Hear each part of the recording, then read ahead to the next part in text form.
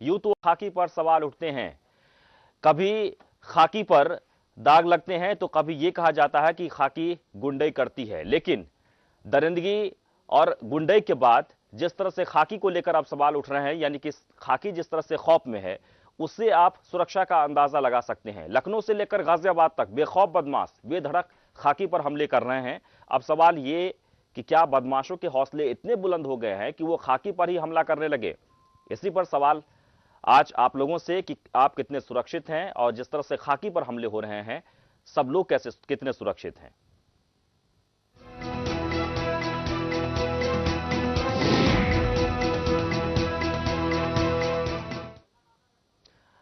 और सबसे पहले बात लखनऊ की करेंगे। लखनऊ में किस तरह से खाकी पर बेखौफ हमलावरों ने हमला किया, गोली मारकर उसे जख्मी कर दिया। फिलहाल जिंदगी और मौत से सिपाही जूझ रहा है, लेकिन सवाल यह उठता है कि आखिरकार ड्यूटी के से लौट रहे ये सिपाही जो कि अपने घर जा रहा था, बाइक पर सवार था, पहले से बदमाश जो कि घात लगाए थे, और 3 लोग जो कि बाइक पर सवार आए और ताबड़तोड़ फायरिंग की। फायरिंग के बाद पिस्टल भी छीन लिए गए। बुधवार की रात की यह घटना है। गोमती नगर के जुगोली क्रॉसिंग के पास यह घटना घटी। बदमाशों ने घटना को उस समय अंजाम दिया जब बाजार में सैकड़ों लोग मौजूद थे, लेकिन हमलावरों को कोई रोक नहीं पाया। यही नहीं, घटना स्थल से महज 20 मीटर की दूरी पर जागरण भी चल रहा था। मामले की जानकारी होते ही मौके पर पहुंची पुलिस ने घायल सिपाही को लोहिया अस्पताल पहुंचाया, जहां से उसे ट्रॉमा सेंटर रेफर कर दिया गया है। वहीं मामले की जानकारी होते ही मौके पर एसएसपी, आईजी, डीआईजी समेत पुलिस के आला अधिकारी पहुंच गए और मामले की जांच में जुट गए हैं। पुलिस की माने तो बाइक सवार 2 बदमाशों ने वारदात को अंजाम देकर कांस्टेबल की सर्विस पिस्टल भी छीन ली और छीन के फरार हो गए। फिलहाल मामले की जांच चल रही है और कुछ ही देर बाद, यानी 1.5 घंटे बाद, एक युवक की हत्या कर दी गई। लखनऊ में सनसनीखेज वारदात। लगातार अपराध का जो ग्राफ है वो बढ़ रहा है। आखिरकार आप कितने सुरक्षित हैं, क्योंकि खाकी भी अब सुरक्षित नहीं है। पहला मामला लखनऊ का है, लेकिन दूसरा मामला की अगर बात कर ली जाए तो गाजियाबाद में भी कुछ इसी तरह की घटना घटी है, जहां पर पुलिस स्टेशन में घुसकर गोली मारी गई है और मौके पर ही सिपाही की मौत हो गई। लेकिन लखनऊ की हम तस्वीर आपको दिखा रहे हैं। देर रात की घटना है। गाजियाबाद के थाना लोनी की बंधला पुलिस चौकी पर 3 अज्ञात बदमाशों ने ड्यूटी पर तैनात सुदेश यादव के सिपाही की हत्या कर दी गई है। पुलिस चौकी में ही गोली मारकर हत्या कर दी गई, जिसके बाद पुलिस और खड़खड़ी गिरोह के बीच एनकाउंटर में ग्यासी नाम का बदमाश गिरफ्तार कर लिया गया, जो खड़खड़ी गिरोह के सरगना का भाई बताया जा रहा है। हालांकि मुठभेड़ में एक सिपाही को गोली लग गई, जबकि 2 शातिर बदमाश भागने में कामयाब हो गए। लेकिन सवाल यह है कि जिस तरह से खाकी पर लगातार हमले हो रहे हैं, उससे क्या समझा जाए। क्या अब बदमाशों को खाकी का खौफ नहीं रहा? क्या अब खतरे में ही खाकी है?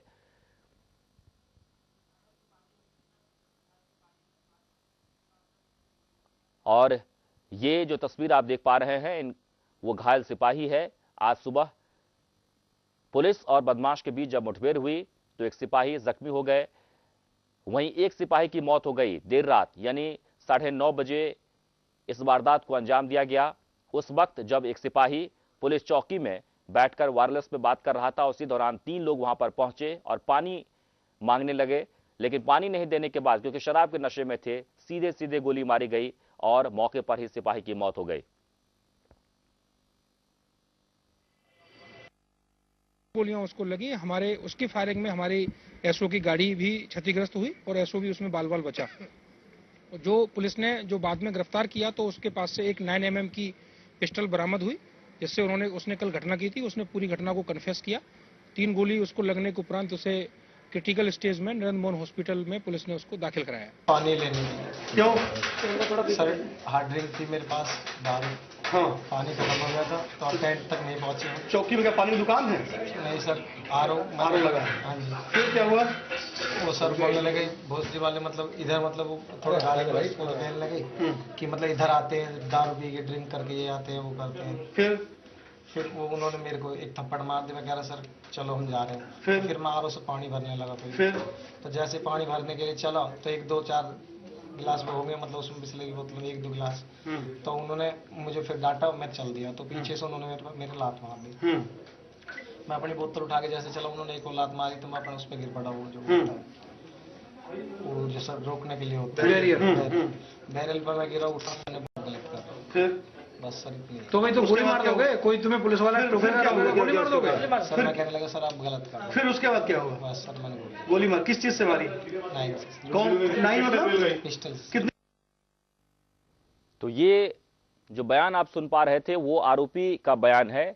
जब उसे गिरफ्तार किया गया आज सुबह, तब मीडिया से बातचीत करते हुए उसने कबूला कि देर रात किस तरह से वारदात को अंजाम दिया गया। इससे पहले जो आपने हम बात कही थी वो ये कि जख्मी सिपाही की तस्वीर भी हम दिखाने की कोशिश करेंगे, लेकिन आज सुबह जब इनकाउंटर में इस बदमाश को पकड़ा गया, यानी कि जख्मी भी है और इसे गिरफ्तार भी कर लिया गया आज सुबह, लगातार रात से ही पुलिस छानबीन में जुटी हुई थी, लगातार उन बदमाशों की तलाश में पुलिस जुटी हुई थी, जिसके बाद सुबह अचानक से फायरिंग शुरू हुई मुठभेड़ और पुलिस के बीच, जिसमें एक को पकड़ा गया है और इसने कबूल किया है कि किस तरह से पुलिस स्टेशन में जाकर इसने सिपाही को गोली मारी, जिससे सिपाही की मौत हो गई। दो तस्वीर हम लगातार आपको टेलीविजन स्क्रीन पर दिखा रहे हैं। खाकी खतरे में है, यानी खाकी पर लगातार हमले हो रहे हैं। आए दिन लगातार हम खाकी पर निशाना साधते हैं, दरिंदगी की खाकी पर हम ये सवाल उठाते हैं कि किस तरह से पुलिस गुंडाई करती है, लेकिन एक बड़ा सवाल ये कि जिसके पास आप सुरक्षा के लिए जाते हैं, जिस पुलिस स्टेशन में आप असहज यानी कि असहाय होकर वहां पर जाते हैं अपनी सुरक्षा की मांग को लेकर, सुरक्षा को लेकर, लेकिन वहां भी बदमाश पुलिस स्टेशन में घुसकर सिपाही को मौत के घाट उतार देता है, यानी कि गोली मारकर उसकी हत्या कर दी जाती है। बड़ा सवाल यह कि उत्तर प्रदेश में आखिरकार कौन सुरक्षित है, खाकी या आप? लगातार इस तरह की खबरें हम आपको दिखाते हैं कि लोग कितने बेखौफ में जीते हैं, किस तरह से गुंडाई की जाती है, बदमाशों के खौफ में आप जीते हैं, किस तरह से हमले कर दिए जाते हैं, जबरन वसूली कर ली जाती है। लेकिन अब जो सामने आ रहा है मामला वो ये कि खाकी भी सुरक्षित नहीं है, पुलिस पर हमले कर दिए जाते हैं। दो तस्वीर लखनऊ और गाजियाबाद की। लखनऊ में जो कि जज के सिक्योरिटी में तैनात एक सिपाही ड्यूटी खत्म करने के बाद घर जा रहा था, लेकिन गोमती नगर के आसपास यानी कि क्रॉसिंग के पास जब बाइक से खड़े थे, उसी दौरान पीछे से आ रहे दो बदमाश जो कि पहले से ही पीछे कर रहे थे और वहां पर आकर सीधे सीधे फायरिंग कर दी गई। फायरिंग के बाद पिस्टल भी छीन ली गई, यानी कि जो सर्विस रिवॉल्वर है उसे छीन लिया गया और छीनने के बाद वहां से मौके से फरार हो गए। जबकि उस दौरान जब क्रॉसिंग पर सैकड़ों की तादाद में लोग वहां पर उपस्थित थे, क्योंकि फाटक बंद हो गया था, लोग इंतजार कर रहे थे कि फाटक खुले उसके बाद वो क्रॉस करे, और उसी दरमियान सिपाही भी वहां पर खड़े थे। लेकिन बदमाश ने जब गोली मारी तो किसी ने बचाने की जहमत नहीं उठाई। आप हमें फोन कर सकते हैं, लगातार हमारा नंबर हमारे टेस्ट में फ्लैश हो रहा है, फोन करिए, अपनी राय दीजिए, प्रतिक्रिया दीजिए, क्योंकि एक बड़ा सवाल है। उत्तर प्रदेश में अपराध का जो ग्राफ है वो लगातार बढ़ रहा है। अपराध को नियंत्रण में करने की कोशिश तो लगातार की जा रही है, लेकिन अब जो अपराध को नियंत्रण करने में जुटे हैं वो भी सुरक्षित नहीं है। दो खाकी पर हमले, सिपाही पर हमला कर दिया गया है लखनऊ में और गाजियाबाद में। गाजियाबाद में तो मौत हो चुकी है, लेकिन लखनऊ में जिस तरह से हमला किया गया है, सिपाही मौत और जिंदगी और मौत से जूझ रहा है, यानी इस वक्त अस्पताल में भर्ती है। आप हमें फोन कर सकते हैं। ये एक चिंताजनक स्थिति बन गई है, चिंता का विषय बन गया है कि आखिरकार सुरक्षित कौन है। उत्तर प्रदेश में लगातार इस तरह की हम खबरें आपको दिखाते हैं कि जो आम जनता है, जिनकी सुरक्षा की हम बात करते हैं, खासकर पुलिस स्टेशन या पुलिस पर हम सवाल खड़े करते हैं कि आप अगर अपनी परेशानियों को लेकर पुलिस स्टेशन में जाते हैं तो आपकी बात सुनी नहीं जाती है या फिर आपको वहां से भगा दिया जाता है, लेकिन अब वो खुद भी सुरक्षित नहीं है। गाजियाबाद में तो कुछ ऐसा ही हुआ। देर रात बारात में आए कुछ लोग, 3 लोग थे जो कि शराब के नशे में थे और पुलिस स्टेशन में जाकर पानी मांगने लगे। सिपाही ने जब देखा कि सभी लोग शराब के नशे में हैं, उसी दौरान पानी देने से इनकार किया। पहले बहस हुई और इसके बाद सीधे सीधे फायरिंग कर दी गई, जैसे कि आरोपी ने कबूला है। और बीएस तोमर जुड़ गए इस वक्त हमारे साथ लखनऊ से फोन लाइन पर। एक दर्शक जी, बीएस तोमर जी, अपनी राय रखिए। भाई जी नमस्कार। नमस्कार।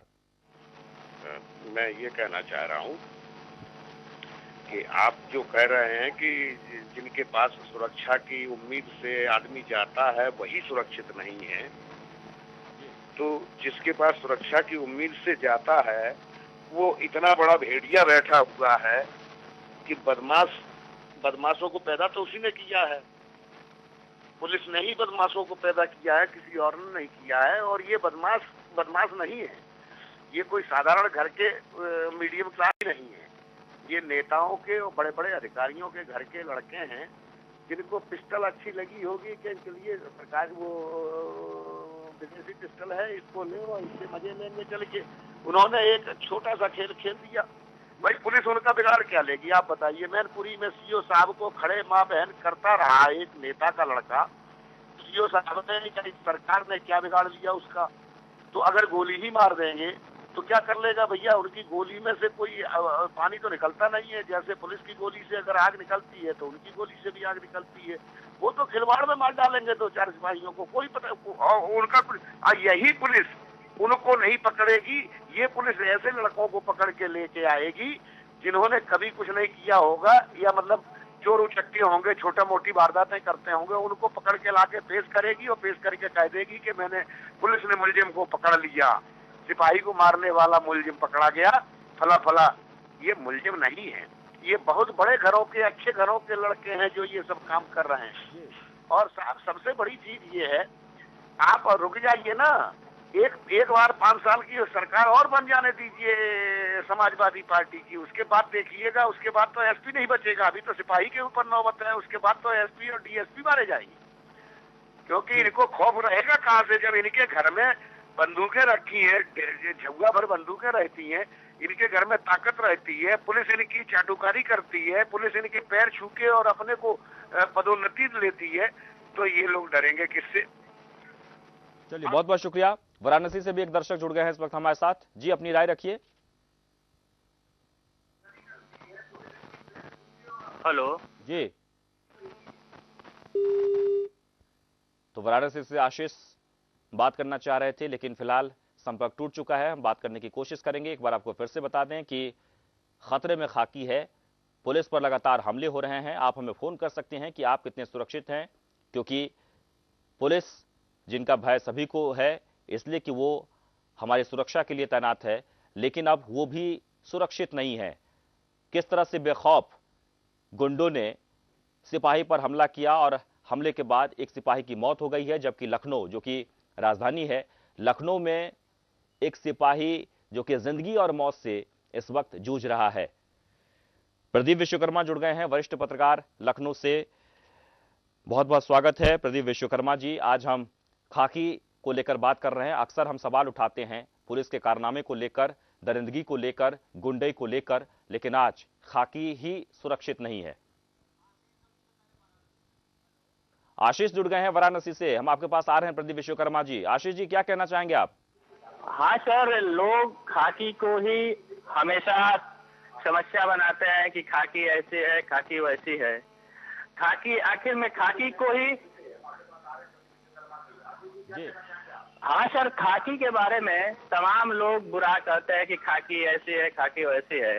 ये बताइए, जिस खाकी पे अगर अपना खुलकर काम करने नहीं देती है सत्ताधारी पार्टियां जो भी हो, तो अपने को असहज तो महसूस करना है। जिस बदमाश को खाकी बहुत प्रयास करके पकड़ती है, अपने जान जोखिम में डालती है, और उस खाकी को उस बदमाश को पकड़ती है, जिसको हमारे माननीय जजेज हैं जो 2 मिनट में वकील साहब के मतदान से छोड़ दिए जाते हैं, तो उनके हौसले तो बुलंद लाजमी है सर। बिल्कुल, चलिए बहुत बहुत शुक्रिया। वाकई में एक बहुत ही अहम बात यह है कि जिस सिपाही की हम बात कर रहे हैं, चाहे बॉर्डर पर हो या फिर हमारे देश में किसी प्रकार की आपदा हो या किसी प्रकार की दिक्कतें, यही सिपाही खड़े होते हैं। चाहे भूकंप के झटके से हो, बाढ़ की स्थिति हो, सभी लोग यही लोग काम करते हैं। या फिर अगर आपके घर में किसी प्रकार की डकैती पड़ गई हो या आप संकट में हो, तो अगर आप फोन करते हैं तो कुछ देर बाद ही सही, लेकिन ये पहुंचते जरूर है। लेकिन दिक्कतें इन्हीं के साथ होती है, हमले भी इन्हीं पर होते हैं। जो अधिकारी हैं, जो चटुकारिता के बल पर उस पद पर पहुंचते हैं, या फिर जो आईपीएस हैं, जो अपने पढ़ाई लिखाई के बल पर वहां पर आए हैं, उन्हें बहुत ज्यादा खतरा नहीं है, ना ही वो सजगतापूर्वक अपना ड्यूटी निभाते हैं। हम ये इसलिए कह रहे हैं कि अक्सर ये देखने को मिलता है कि जो अधिकारी हैं वो बहुत ही सुरक्षित हैं, उन्हें कुछ नहीं होता, या फिर वो उस तरह के एक्शन नहीं लेते हैं। घास गिरती भी है तो सिपाहियों पर, और अगर पिटते हैं तो सिपाही पिटते हैं, जान से भी जाते हैं तो सिपाही जानते हैं, और जब लांछन लगाने की बात होती है, आरोप लगाने की बात होती है, तो भी सिपाही को ही झेलना होता है और उसमें कार्रवाई भी उन्हीं पर हो जाती है। प्रदीप विश्वकर्मा जुड़ गए हैं। लेकिन अशोक गुलाटी जुड़ गए हैं इस वक्त हमारे साथ, इससे पहले एक दर्शक नैनीताल से। अशोक गुलाटी जी, अपनी राय रखिए। अशोक गुलाटी जी बोलिए। देखिए, ये बड़ा दुर्भाग्य है, जब से ये समाजवादी पार्टी जब सत्ता में आई है तब तक गुंडों का नीच हो गया है। घूमना ये बड़ा पुलिस के लिए बहुत बड़ा कलंक है, क्योंकि इसका मेन कारण है राजनीतिक संरक्षण प्राप्त। राजनीतिक व्यक्तियों का जो है इस तरह का खुला संरक्षण प्राप्त होगा, गुंडों से खौफ नहीं होगा। जो जब रक्षक की जब इस तरह से हत्या हो रही है, जो मर्डर हो रहा है, तो जनमानस की क्या दृष्टि होगी, सोचना चाहिए, कड़े कदम नहीं उठाए जाएंगे तब तक। ये ठीक तक प्रदीप विश्वकर्मा जी जुड़ गए हैं। प्रदीप विश्वकर्मा जी, वाकई में ये बहुत ही दुखद है और चिंता का विषय भी है, और दर्शक यही कह रहे हैं कि जब जब समाजवादी पार्टी की सरकार बनती है, जो अपराधी हैं, अपराध का जो ग्राफ है वो बढ़ जाता है, अपराधी के हौसले बुलंद हो जाते हैं। प्रदीप विश्वकर्मा जी। कोई शक नहीं है कि जी, इस बात में कोई शक नहीं है कि अपराधियों के हौसले बुलंद हुए हैं, क्योंकि जिस तरह से लखनऊ में वारदात हुई, लखनऊ में कांस्टेबल को गोली मारी गई, गाजियाबाद में गोली मारी गई, इसके पहले भी तमाम केसेस ऐसे हुए हैं जिसमें खाकी खौफ के साए में जीती है। लेकिन कहीं ना कहीं खुद हम मान सकते हैं कि ऊपर के आदेश रहते हैं, उनके हाथ पैर बंधे रहते हैं, लेकिन इन सब के बावजूद हम ये कह सकते हैं कि खाकी को खुद ही अपना इकबाल बुलंद करना पड़ेगा। अगर वो खुद अपना इकबाल बुलंद नहीं करेंगे तो इसी तरह की आए दिन की घटनाएं होती रहेंगी। जो छोटी छोटी इस तरह की घटनाएं होती हैं, पैसे लेना, किसी बाइक वाले ने हेलमेट नहीं लगाया या थोड़ी सी भी गलत काम किया उससे पैसे, तो ये भ्रष्टाचार जो छोटा छोटा होता है, उसकी वजह से लोगों का जो खौफ है वर्दी के प्रति वो करीब कहीं कहीं खत्म हो जाता है। और जब जिस खौफ की वजह से वो सारा प्रशासन को संभालते हैं, शासन सत्ता को संभालते हैं, अगर वो खौफ ही खत्म हो जाएगा, पुलिस का खौफ खत्म हो जाएगा, तो जाहिर सी बात है कि बेखौफ बदमाश इसी तरह के वारदात को अंजाम देंगे। तो सबसे पहले कहीं ना कहीं जो पुलिस है उसको अपना इकबाल बुलंद करना पड़ेगा। इस बात में कोई शक नहीं है कि ऊपर का दबाव रहता है, लेकिन दबाव हर व्यक्ति के पास में रहता है। इसका ये मतलब कतई नहीं है कि आप उस दबाव के चलते सारे काम गलत काम करें और अच्छे काम ना करें। दर्शक ने एक बहुत अच्छी बात कही कि वो बेगुनाह लोगों को ला करके फंसा देते हैं कि ये मुलजिम है और केस सॉल्व कर देते हैं। जी बिल्कुल। और मिर्जापुर से विपिन जुड़ गए हैं, दर्शक। हम लौट रहे हैं आपके पास प्रदीप विश्वकर्मा जी। विपिन जी, अपनी राय रखिए। हेलो जी, बेखौफ हो जाते हैं क्या? विपिन जी अपनी राय रखिए। हेलो जी विपिन जी, अपनी राय रखिए। हाँ सर, खाकी। हेलो जी, पूरी बात कहिए। मेरी आवाज आपको आ रही है सर? आ रही है, आप पूरी बात कहिए। हाँ सर, जो खाकी के बारे में जो सवाल किए जा रहे हैं कि खाकी के ये ऐसी मतलब काफी की मतलब खाकी भी खुद बदमाशों का भी, दर्शक ने भी बताया कि खाकी ही खुद बदमाशों को जन्म दी है, उसने ही ये सब किया है। अगर सर खाकी कहीं विशेष पैदा तो होती नहीं है, आम परिवार से ही होके आती है खाकी। जिस खाकी के बारे में इतने सवाल उठे जाते हैं, कम से कम एक बार उनसे पूछा जाता सर, जो खाकी को अपने अंदर में रखना चाहते हैं। जैसे सारी पार्टियां हैं, सब लोग को गनर चाहिए, सब लोग को पुलिस चाहिए, और जब कोई दिक्कत कोई काम करे तो उसमें हस्तक्षेप हो। अगर कोई हम पे हमला करता है तो हम सहें, अगर गोली मार देते हैं तो फिर भी मुझको जेल में जाना है, और अगर वो मुझको मार दे तो ठीक है। जी बिल्कुल, बहुत बहुत शुक्रिया। छोटे से ब्रेक के लिए यहाँ रुकेंगे।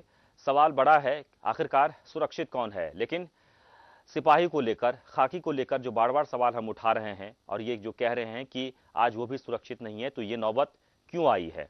क्या समाजवादी पार्टी की सरकार जो है वो इसे काबू नहीं कर पा रही है, या फिर जो गुंडे जो लगातार जिसके हौसले बुलंद हैं, उनके जो संरक्षक हैं वो ऊपर तक पहुंचे हुए हैं और उन्हें डर नहीं है, उन्हें भय नहीं है, और इसलिए इस तरह से बेखौफ घटना को अंजाम दिया जाता है। लगातार जिस तरह से हमले हो रहे हैं वो एक चिंता का विषय बन गया है कि आखिरकार सुरक्षित कौन है। झांसी से वीरेन जुड़ गए इस वक्त हमारे साथ, एक दर्शक। वीरेन जी, अपनी राय रखिए। नमस्कार जी, मैं देख रहा था खतरे में खाकी के कुछ क्रियाकलाप ऐसे हैं, ये तो बड़ा दुख का विषय है कि उनके ऊपर हमला हुआ और घायल हुए, लेकिन उनके क्रियाकलाप ऐसे हैं, हमने देखा हुआ है। ये लोग कभी कभी आपस में और कभी कभी इनकी जातीय निजी रंजिशें होती हैं, उसमें भी लड़ाइयाँ होती हैं, और कुछ इनको गवर्नमेंट काम करने नहीं देती है। कुछ गवर्नमेंट इनका जो रसूख है, जो इनकी आभामंडल है, वो बढ़ने नहीं देती है। छोटे छोटे लोगों से रिश्वत लेना, ठेले वालों से रिश्वत लेना, गाड़ी वालों से रिश्वत लेना, होमगार्डों को अपने कारिंदे के रूप में लगा देना, वो पैसे इकट्ठा कर करके देता है। तो ये इस तरीके की घटनाएं पुलिस वालों का रसूख घटा रही हैं, उनको अमर्यादित बना रही हैं। तो इस वजह से ये घटनाएं तो होती रहेंगी और हो रही हैं। और हम भी एक पुलिस इंस्पेक्टर के लड़के हैं, हमने भी उस जमाने में आज से सन 70-80 के दशक में हमारे फादर भी बहुत जगह रहे हैं। एक उनका रसूख देखते थे हम कि उन्होंने कभी किसी गरीब आदमी पे हाथ नहीं डाला, कभी किसी गरीब आदमी को सताया नहीं। ये मोटरसाइकिल वालों से कभी, पहले तो इतनी गाड़ियां भी नहीं होती थी, तो इस तरीके के काम कभी हमने देखे नहीं। बड़ा ईमानदारी से उन्होंने जीवन जिया। और लाल बहादुर शास्त्री उनको खुद लक्ष्मी विहार मंदिर से लेके गए थे उस वक्त, और उन्होंने पुलिस सब इंस्पेक्टर की उनको पदवी दी थी। तो वो बड़ा एक जमाना अलग था। ये जमाना मुझे लगता है कि पुलिस वाले बिजनेसमैन बनते जा रहे हैं। बहुत बहुत शुक्रिया। वाकई में क्या ये भी एक वजह है कि जिस तरह से पुलिस का स्तर गिरा है, जिस तरह से जो पुलिस के लोग होते हैं वो हफ्ता वसूली करते हैं या दूसरों को परेशान करते हैं, या फिर अगर आप एक ईमानदार आदमी हैं या आम जनता हैं, आपका कोई रसूख नहीं है, आप अपनी समस्याओं को लेकर जब आप पहुंचते हैं तो आपकी बात सुनी नहीं जाती है। इन्हीं सब चीज़ों को लेकर क्या दिन ब दिन जो असुरक्षा का जो माहौल है वो बनता जा रहा है, या फिर अब खाकी भी सुरक्षित नहीं रहे हैं? हालांकि ये पहला मामला नहीं है, इस तरह के हमले होते रहे हैं। उत्तर प्रदेश हो, बिहार हो, देश के हर कोने में जहां सिपाही हो या फिर खाकी हो, शिकार होते रहे हैं, हमले होते रहे हैं, मौत भी होती है। लेकिन जिस तरह से घटनाएं घट रही है, बेखौफ होकर गुंडे जिस तरह से घटना को अंजाम दे रहे हैं, वो एक चिंता का विषय है। आप हमें फोन कर सकते हैं, अपनी राय दीजिए, प्रतिक्रिया दीजिए। लगातार हमारा नंबर हमारे टेस्ट में फ्लैश हो रहा है कि आखिरकार आपके जहन में क्या कुछ चल रहा है सुरक्षा को लेकर। प्रदीप विश्वकर्मा वरिष्ठ पत्रकार लगातार हमारे साथ बने हुए हैं। प्रदीप विश्वकर्मा जी, मूल वजह क्या हो सकती है?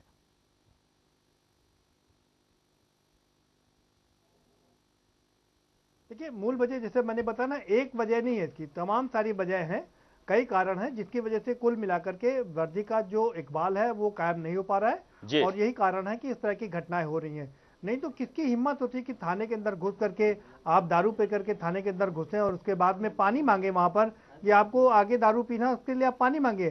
कैसे हिम्मत बढ़ जाती है ऐसे? कि क्या कोई थाना कोई एक पान की दुकान हो गई है, या थाना कोई चाय की दुकान हो गई है जहां पर आप जाएंगे और वहां पर लोगों को पानी मांगेंगे, वहां पर बैठ के दारू पिएंगे? तो ये दर्शाता है कि कैसे लोगों के मन में, लोगों के दिलो दिमाग में जो वर्दी का खौफ है, जो वर्दी का एक इकबाल होना चाहिए, वो कहीं ना कहीं गिरा है, जिसकी वजह से ये सबसे अहम कारण यही है। इसके अलावा तमाम और कारण हैं जो इस समस्या को और गंभीर रूप बना देते हैं। जैसा कि पहले भी मैंने बताया कि अब अगर पटरी पर आपको दुकान लगानी है, पुलिस वाले को पैसा देना पड़ेगा, रेहड़ी लगाना है, पुलिस वाले को पैसा देना पड़ेगा, यानी कि इनके पास उगाही के तमाम सारे साधन हैं। और जैसा कि पूर्व मुख्यमंत्री मायावती ने भी कि उत्तर प्रदेश में थाने बिकते हैं, और जब थाने बिकते हैं तो जाहिर सी बात है कि जब एक थाना बिकेगा, एक थानेदार एक बड़ा पैसा दे करके थाना खरीदेगा, तो उसके बाद वो उगाही करेगा और उसका सारा मन इस बात में लगा रहेगा कि जितना पैसा उसने ऊपर दिया है उतना पैसा वो पहले वसूल करेगा, उससे 2 गुना वसूल करेगा, तब कहीं जाकर के उसकी भरपाई होगी ना। और ये सब तमाम वर्दी का इकबाल लगातार दिनों दिन गिरता जा रहा है और इस तरह के अंजाम लोग अंजाम देते रहे। आम आदमी भी आज वर्दी को उतना हम लौट रहे हैं आपके पास। राजन जी अपनी राय रखिए। थाने पर आम आदमी जाए। जी नमस्कार। हाँ, मेरा ये कहना था, अगर कोई घटना होती है तो उसका कारण देखना चाहिए। अब जैसे ये लोग बंथला में घटना हुई तो शराब पी के वो चौकी के अंदर गए, तो शराब तो उत्तर प्रदेश में क्या हर जगह आजकल इतना प्रचलन बढ़ गया, इस पर रोक लगनी चाहिए। एक स्टेटल सिंबल हो गया शराब पीना, और नए नए बच्चे आजकल शराब पी रहे हैं। और तो ऐसी घटना का मतलब कारण देखकर ना उस पर थोड़ा विचार करना चाहिए सरकार को। और शराब तो आजकल हर जगह इस तरीके से बिक रही है कि बस आप देख ही सकते हैं, शराब पीने के बाद डर तो लगता नहीं व्यक्ति को, वो किसी को भी गोली मार सकता है ना। तो शराब का सबसे बड़ा कारण तो यही है कि वो डर नहीं लगता शराब पीने के बाद। तो इस घटना में मुझे लगता है कि शराब पीकर जो घटना ये उन्होंने गोली मार दी है सिपाही को, तो इसकी तो खैर हमें दुख है और इसकी वो भर्त्सना करते हैं हम, लेकिन इसकी तरफ भी सरकार को ध्यान देना चाहिए। चलिए, बहुत बहुत शुक्रिया। डॉक्टर जनेंद्र जुड़ गए हैं इटावा से, हम उनसे भी जानना चाहेंगे क्योंकि वाकई में एक वजह यह भी है कि जिस तरह से लोग धड़ल्ले से शराब पीते हैं, जहरीली शराब से कई बार मौत भी हो जाती है। आज भी खबर आ रही है कि जहरीली शराब पीने से मौत हो गई है, लेकिन फिर भी अंकुश नहीं है, यानी कि सरकार की तरफ से कोई ठोस कदम नहीं उठाया जाता है और ये भी एक वजह है अपराध का। इटावा से जुड़ गए हैं डॉक्टर जनेंद्र जी, अपनी राय रखिए।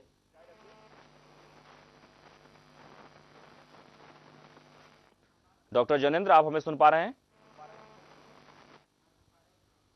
चलिए, छोटे से ब्रेक के लिए यहां रुकेंगे और हम लगातार चर्चा करेंगे और आपसे भी राय लेंगे कि आखिरकार अपराध का जो ग्राफ है वो दिन ब दिन क्यों बढ़ता जा रहा है। क्या प्रशासन की चूक है, या सरकार ध्यान नहीं दे रही है, या फिर जो अपराधी किस्म के लोग हैं उनके संरक्षक बहुत मजबूत है। लगातार हम चर्चा कर रहे हैं खतरे में खाकी, किस तरह से गाजियाबाद और लखनऊ में खाकी पर हमले हुए हैं और हमले में गाजियाबाद में सिपाही की मौत हो गई, जबकि लखनऊ में जिस तरह से सिपाही जिंदगी और मौत से जूझ रहा है, उम्मीद यही की जा रही है कि किसी प्रकार से वो ठीक हो जाए, लेकिन इस वक्त वो आईसीयू में भर्ती हैं।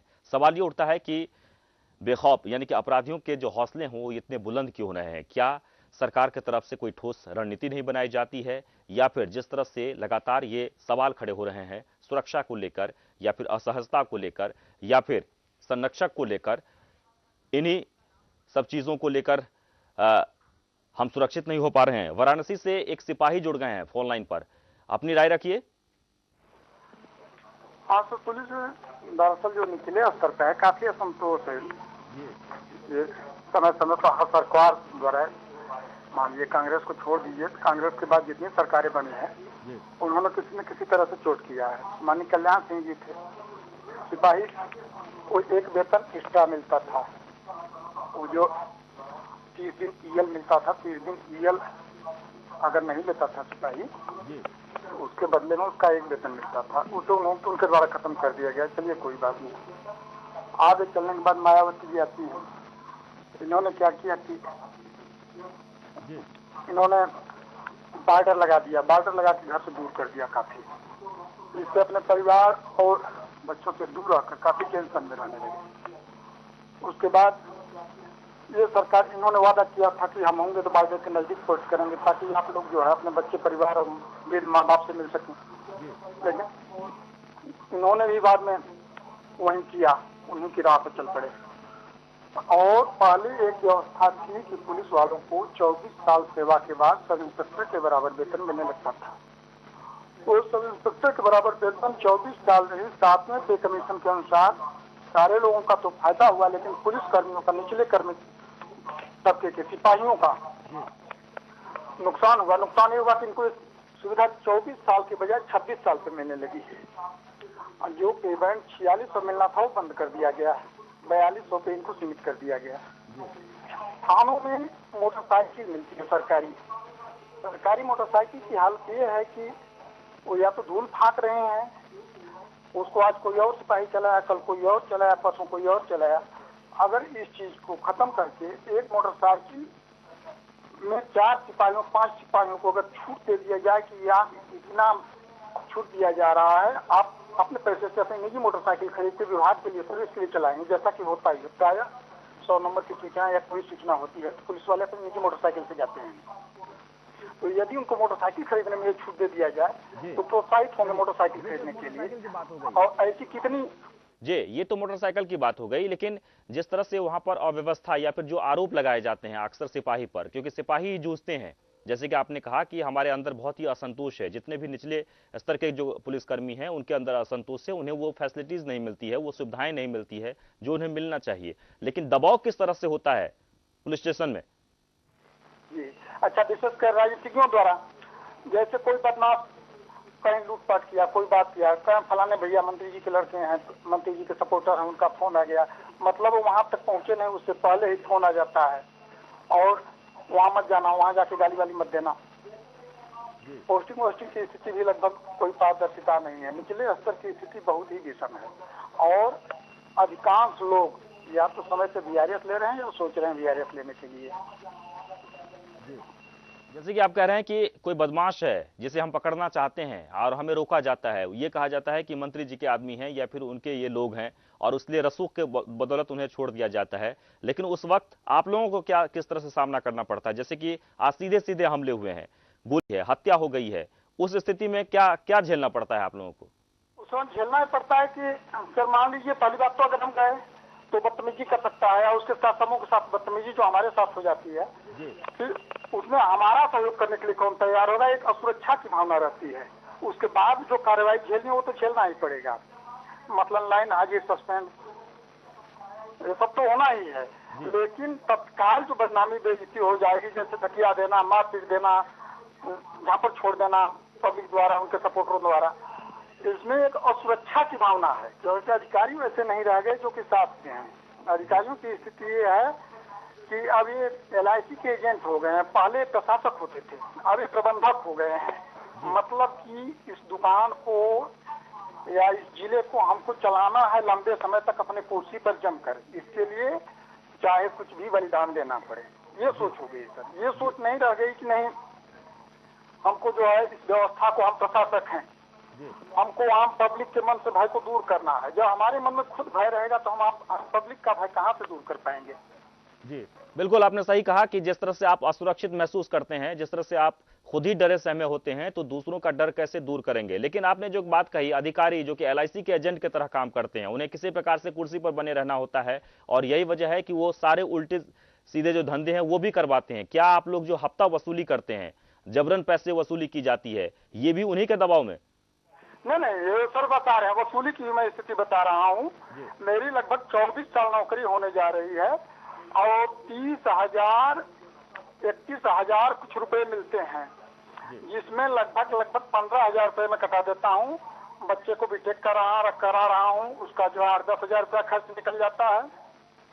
लड़की एक लड़का एक लड़की है, सौभाग्य से हमें एक लड़का एक लड़की। लड़की वो CBSE बोर्ड से पढ़ रही है हाई स्कूल में, उसका फीस 2-4-5,000 रुपया लगभग समझ लीजिए कि सारी स्थिति मिला करके हम जिसके हकदार हैं, जब हम 4200 के हकदार हैं, एक सब इंस्पेक्टर के वेतन के बराबर 24 साल सेवा पर, फिर हमें अभी क्यों दिया जा रहा है एक हेड कांस्टेबल का वेतन? वास्तविकता तो होना है कि ये सीनियरिटी के हिसाब से या सेना में या BSF में या और जगहों पर जो हमारे समान सर्विस के हैं, हमसे कहीं 7-8 हजार ज्यादा पा रहे हैं, जो समय का वो है तकाजा है।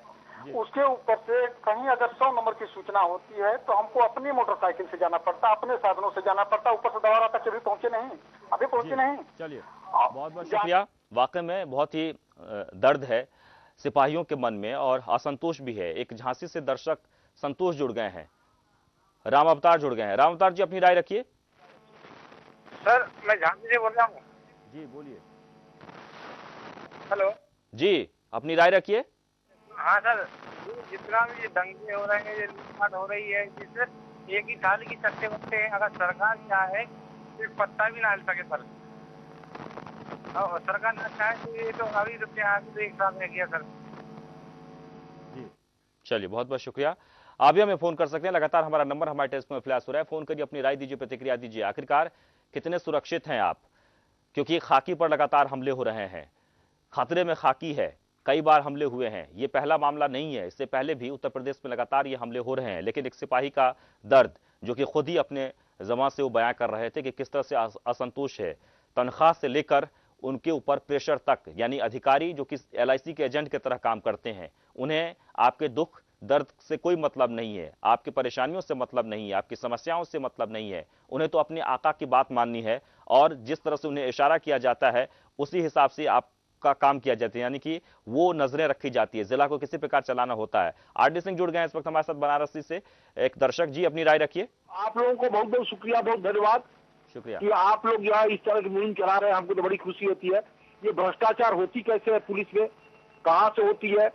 बड़े अधिकारी लेते हैं, नेता लेते हैं, सब लेते हैं, तब आती भ्रष्टाचार। और ये कहते हैं, महाराज कह रहे थे कि हमारे 31,000 से 42,000 तनख्वाह होना चाहिए। इनको नीचे वालों का दिखना है, 40 हमारा तनख्वाह 1 लाख हो जाए, 2 लाख। नीचे वाले तब क्या 15% लोग, या 50,000 चाहिए, 2 लाख चाहिए, 3 लाख तनख्वाह चाहिए, कहाँ से आएगा? पब्लिक को चूसते, पब्लिक का एक काम नहीं आ रहा, सरेआम पब्लिक को मार दिया जा रहा। तो अपने प्रति कहा जाने पीर प्राइज जाके पैर फटी न बवाई।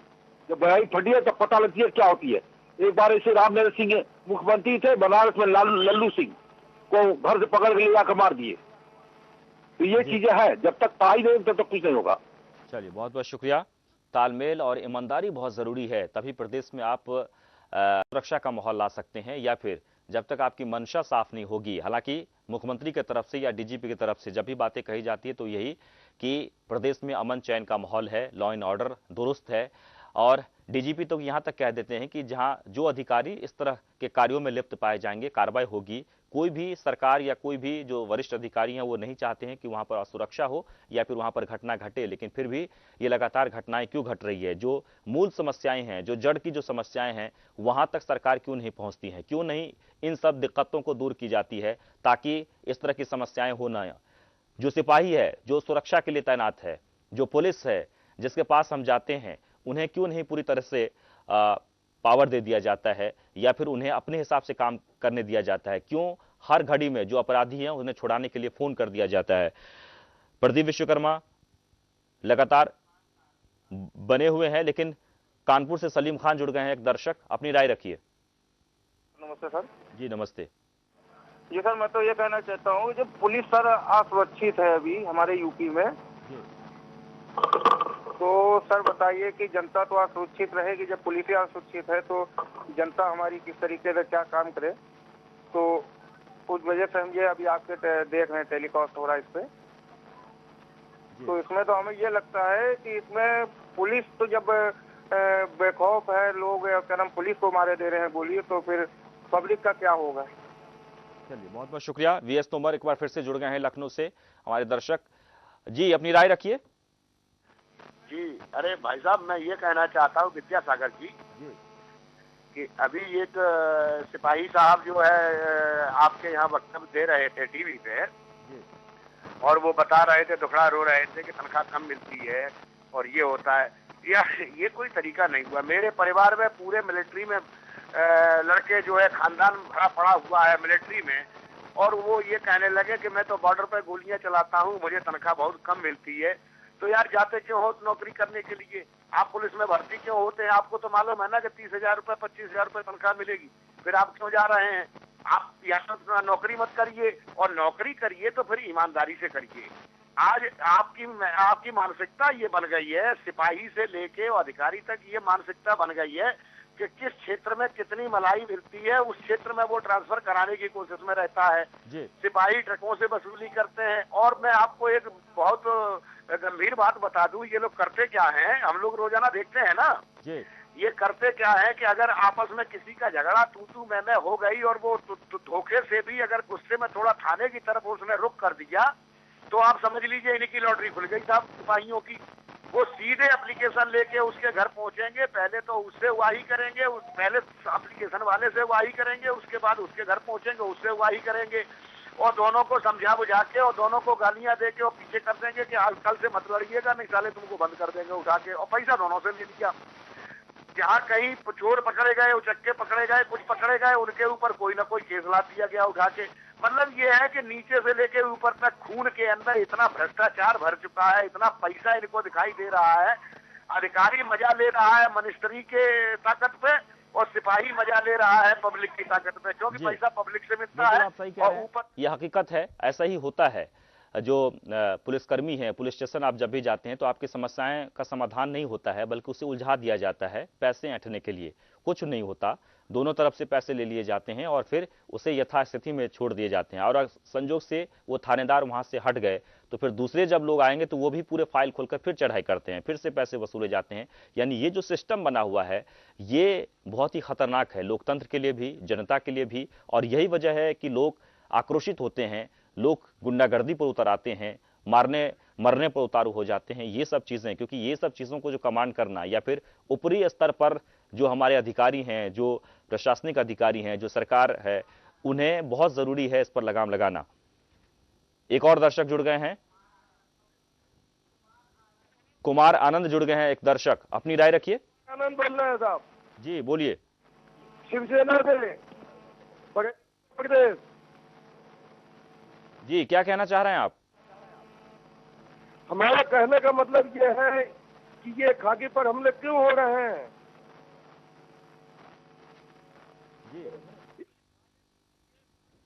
तो खाकी पर हमले क्यों हो रहे हैं, ये कहना है एक दर्शक का। वाकई में एक बड़ा सवाल है। प्रदीप विश्वकर्मा लगातार हमारे साथ बने हुए हैं। प्रदीप विश्वकर्मा जी, आपने बहुत देर से दर्शकों की बातें भी सुनी, लगातार हम भी कुछ कह रहे हैं और उसमें यही निष्कर्ष निकल, एक सिपाही ने भी अपनी व्यथा सुनाई कि किस तरह से उन्हें पीड़ा से यानी कि उत्पीड़न सहना पड़ता है या फिर उनके तनख्वाह को लेकर। क्या ये सब वजह है?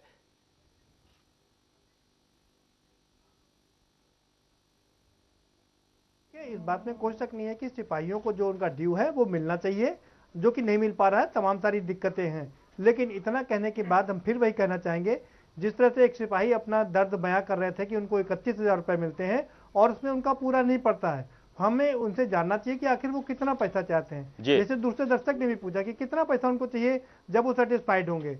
अभी दूसरे दर्शक ने कहा कि वो दारू आजकल जगह जगह पर मिल रही है, और दारू की क्यों हम बात करें, हम चरस, अफीम, गांजा, जितने भी कुकिंग, जितने भी बड़े से बड़ा आपका ये है खुलेआम मिल जाता है। 40 रुपए की पुड़िया है, आप चारबाग भी ले लीजिए, कहीं भी ले लीजिए। क्या इसको बेचने के लिए ऊपर से उनके पास आदेश आते हैं कि ऊपर से उनके पास दबाव होते हैं कि पुलिस वाले ऐसा करवाएं? ये सारी मिली भगत है और सिर्फ अपनी कमियों को छुपाने के लिए वो इस तरह के दूसरे के ऊपर आरोप लगाते रहते हैं कि उनकी तनख्वाहें कम है। अरे आप उनके विषय में क्यों नहीं सोचते, जो जिस देश की 40 करोड़ जनता आज भी गरीबी रेखा के नीचे रह रही है, जिनको 2 जून की रोटी मैसर नहीं है। आपको 31,000 रुपए मिल रहे हैं, आप एक परिवार नहीं चला पा रहे हैं, लेकिन जो लोग 2 जून की रोटी नहीं खा पा रहे हैं उनके लिए क्या है? उनके लिए आपको बिल्कुल क्यों आप नौकरी करने के लिए आते हैं भाई? आपको अगर 1 लाख की या 1.5 लाख की नौकरी करना है, आप अच्छी सी तैयारी करिए, IAS बन जाइए, आप भी मौज लीजिए ऊपर मंत्री जी बिल्कुल। प्रदीप विश्वकर्मा जी, एक दर्शक कानपुर से जुड़ गए हैं। वाकई में एक बड़ा सवाल है। एक सिपाही जो कि तनख्वाह को लेकर रो रहे हैं, कह रहे हैं कि असंतोष है, उन्हें पैसे नहीं मिलते हैं। 31,000 रुपये उनकी तनख्वाह है, लेकिन उत्तर प्रदेश ही एक ऐसा शहर है, उत्तर प्रदेश ही एक ऐसा प्रदेश है विश्वकर्मा जी, उत्तर प्रदेश ही एक ऐसा प्रदेश है जहां बुंदेलखंड में आज भी घास की रोटी खाकर लोग अपना जीवन गुजारा करते हैं और तमाम तरह की बीमारियों से ग्रसित हैं। भूख के कारण, अकाल है, 3 साल से वहां पर ठीक से बारिश नहीं हुई है, अकाल की स्थिति पैदा हो गई है। और अब जो वहां से रिपोर्ट आ रही है उसमें यह कि हर दूसरा घर भूख के कारण यानी तबाही के कगार पर है, मौत भी हो रही है। लेकिन एक सिपाही जिन्हें बैठे बिठाए 31,000 रुपये सैलरी मिलती है, जो कि एक सिपाही कह रहे थे कि उनके तनख्वाह कम मिलती है, तो वो इस बात से भी असंतोष हैं। कानपुर से एक दर्शक जुड़ गए हैं। जी, आपकी क्या राय है? सर नमस्कार। सबसे पहले मैं आपके चैनल को धन्यवाद देना चाहूंगा कि आप इस तरह की समस्या उठा करके जनता को बता रहे हो। मैं कानपुर से बोल रहा हूँ। कानपुर में सपा गवर्नमेंट आने के बाद में एक सिस्टम चालू हुआ है, हर थाने में 1-2 सिपाही कारखास रखे जाते हैं जो पब्लिक से पैसा वसूलते हैं, इंस्पेक्टर और CO और ऊपर कुछ अधिकारियों को देने के लिए। जी। और लखनऊ से भी एक दर्शक जुड़ गए हैं, बहुत बहुत शुक्रिया। लखनऊ से एक दर्शक जुड़ गए हैं, साकेत जी, अपनी राय रखिए। हेलो, हाँ जी नमस्कार भाई साहब, मैं शाकिर बोल रहा हूँ। जी बोलिए। ये जो चारबाग में आप देखिए, अगर लखनऊ में जो आपका ये मेट्रो का काम चल रहा है, एक तो वहाँ पर जाम जी, दूसरी चीज ये है कि पुलिस जो है वहाँ पर ये बहराइच वाली गाड़ियाँ खड़ी करके जो वसूली करती है, डेली में देखता हूँ, मेरा जवाहर भवन जाना आना होता है सवेरे के टाइम में, तो ये नाके थाने की पुलिस जो है इतनी उगाही कर रही है। एक तो वहाँ पर पूरा जाम, और जाम के बाद में ये जो आपकी गाड़ियाँ लगी रहती हैं बहराइच वाली, और सवेरे के टाइम में आप खुद देखें निकल करके रास्ता चलना दूभर है। ये अवैध उगाही का सिलसिला जो है ये पुलिस का ये थम नहीं रहा है। शुक्रिया। और दूसरी चीज ये है, चलिए शुक्रिया। वाकई में जब भी हम इस पर चर्चा करते हैं तो लोगों का जो आक्रोश है वो सामने आता है सिपाहियों के खिलाफ, लेकिन आज हम चर्चा इस बात को लेकर भी कर रहे हैं कि क्या अब खाकी भी सुरक्षित नहीं है, खाकी पर भी हमले हो रहे हैं। दर्शक जुड़ गए हैं झांसी से, प्रदीप जी, अपनी राय रखिए। हाँ सर, मैं ये कहना चाहता हूँ, जो यहाँ का आम आदमी है उत्तर प्रदेश में, वो अपने आप को सुरक्षित महसूस करता है जब वो अकेला होता है, लेकिन जब वो पुलिस के पास पहुंच जाता है या कहीं थाने पहुंच जाता है तो वो अपने आप को असुरक्षित महसूस करने लगता है। समझ रहे सर, असुरक्षित महसूस क्यों करने लगता है? क्योंकि ये लोग जो होते हैं उसको पैसों से कहीं 2,000-4,000 जो शोषित होता है वो भी असुरक्षित होता है, और जो शोषण कर रहा होता है वो तो जानता है कि हम पैसे दे के निपट जाएंगे, कहीं भी पैसे खर्च करेंगे और उसका काम हो जाएगा। वाकई में आधे से ज्यादा लोग तो इसलिए भी शिकायत नहीं करते हैं कि गुंडों का जो खौफ है वो और बढ़ जाता है, क्योंकि पुलिस से तो वो पैसे देकर वहां से छूट जाता है और उसके बाद आप परेशानियों में घिर जाते हैं, आपको परेशान किया जाता है, आपके साथ लगातार मारपीट की जाती है या फिर आपको डराया धमकाया जाता है। उत्तर प्रदेश में यह भी होता है, जैसे कि दर्शक ये बात कह रहे थे कि हम सुरक्षित तो हैं, लेकिन अगर आप पुलिस के पास पहुंच गए अपनी सुरक्षा को लेकर या फिर अपनी शिकायत को लेकर तो फिर आप सुरक्षित नहीं हैं। ये भी होता है उत्तर प्रदेश में। लेकिन खाकी खतरे में है, लगातार खाकी पर हमले हो रहे हैं लखनऊ में और गाजियाबाद में। गाजियाबाद में एक सिपाही की हत्या कर दी गई है, वो भी तब जब सिपाही ड्यूटी पर तैनात थे, पुलिस स्टेशन में बैठे हुए थे। उस दौरान 3 बदमाश जो कि वहां पहुंचकर शराब पीने के लिए पानी मांगते हैं और पानी नहीं देने के कारण वहां पर बहस होती है, झड़प होती है। झड़प के बाद सीधे सीधे फायरिंग कर दी जाती है, जिसमें सिपाही की मौके पर मौत हो जाती है। मौत के बाद लगातार वहां पर एक जो अफरा तफरी का माहौल है वो बन जाता है। तमाम अधिकारी पहुंचते हैं, लेकिन मौके से सारे गुंडे फरार हो जाते हैं। सुबह में मुठभेड़ होती है, गुंडे को पकड़ लिया जाता है और अपराधी सीधे सीधे अपनी बात को कबूल लेता है कि हाँ, हमने ही इसे गोली मारी है। आखिरकार ऐसा क्यों होता है, क्यों उसे इतना कॉन्फिडेंस है, या फिर जिस तरह से वो बयान दे रहा है उसे पूरा भरोसा है कि हमें कुछ नहीं होगा, हमें हमारा जो आका है वो हमें छुड़ा लेगा। क्योंकि ये लोग अपराधी प्रवृत्ति के लोग जो होते हैं घटना को बेखौफ इसलिए भी अंजाम देते हैं कि उन्हें ये पता होता है कि कुछ नहीं होता है, यानी वो आसानी से छूट जाएगा। लखनऊ से लगातार प्रदीप विश्वकर्मा जी हमारे साथ जुड़े हुए हैं। दर्शकों से भी अपील करना चाहेंगे कि आपके जहन में अगर कोई सवाल हो तो आप हमें फोन करें। प्रदीप विश्वकर्मा जी, इसके क्या मैंने, जिस तरह से अपराधी को पकड़ लिया जाता है और उसके बाद बड़े ही कॉन्फिडेंस के साथ उसका बयान आता है और उस सारी बातें बयां कर देता है, उन्हें पूरा आत्मविश्वास है कि वो छूट जाएगा।